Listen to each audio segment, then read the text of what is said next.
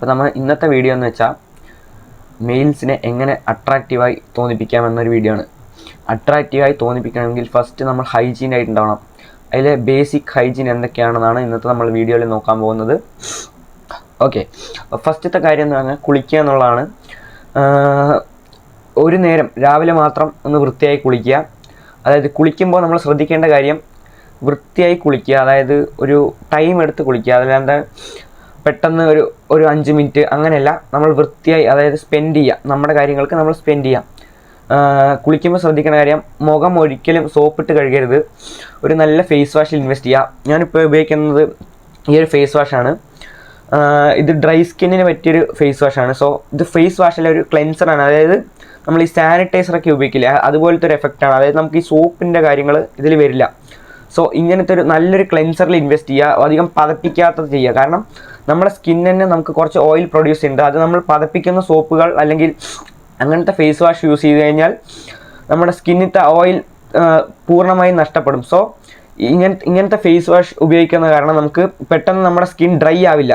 അതായത് നമ്മുടെ സ്കിന്നിലെ ഓയിലിനെ പിടിച്ചു നിർത്തിക്കൊണ്ട് ഫേസ് വാഷ് ചെയ്യുന്ന ഒരു സംഭവമാണ്. അപ്പോൾ മാക്സിമം ഹാർഷായിട്ടുള്ള ഫേസ് വാഷ് ഒഴിവാക്കിയിട്ട് ഇതുപോലത്തെ ജെൻറ്റിലായിട്ടുള്ളത് ഉപയോഗിക്കുക. അതായത് മൈൽഡായിട്ട് ഉപയോഗിക്കുന്ന എഫക്റ്റ് എന്ന് വെച്ചാൽ ഓക്കെ.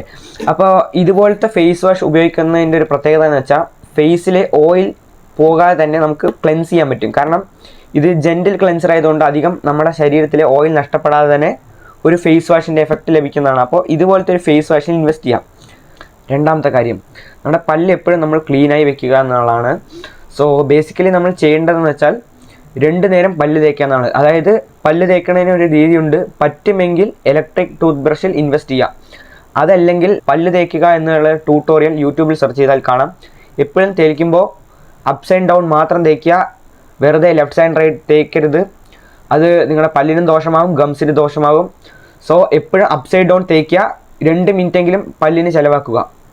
മൂന്നാമത്തെ അട്രാക്റ്റീവായ കാര്യം, നിങ്ങൾക്ക് ഒരു നല്ല ബിയർഡ് ഗ്രോത്ത് ഇല്ലെങ്കിൽ ക്ലീൻ ഷേവ് ചെയ്യുക. അതായത് നിങ്ങൾക്ക് ഈ ഭാഗം മാത്രമായിട്ട് ചിലവർക്ക് ബിയർഡ് വരാറുണ്ട്. അതിങ്ങനെ വെച്ചുകൊണ്ട് നടന്നാൽ അത് അൺഅട്രാക്റ്റീവ് ആക്കും. സോ എപ്പോഴും ഒരു നല്ല ട്രിമ്മർ യൂസ് ചെയ്ത് അത് മെയിൻറ്റെയിൻ ചെയ്യുക.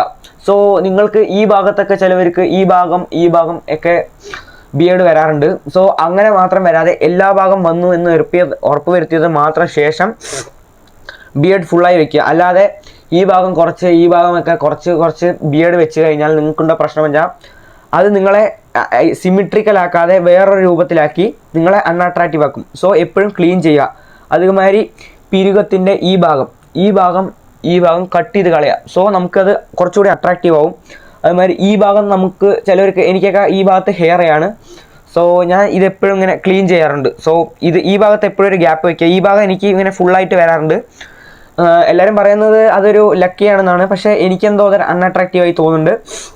സോ അതൊന്ന് ഈ ഭാഗം ഒന്ന് ക്ലീൻ ചെയ്ത് കൊടുക്കുക.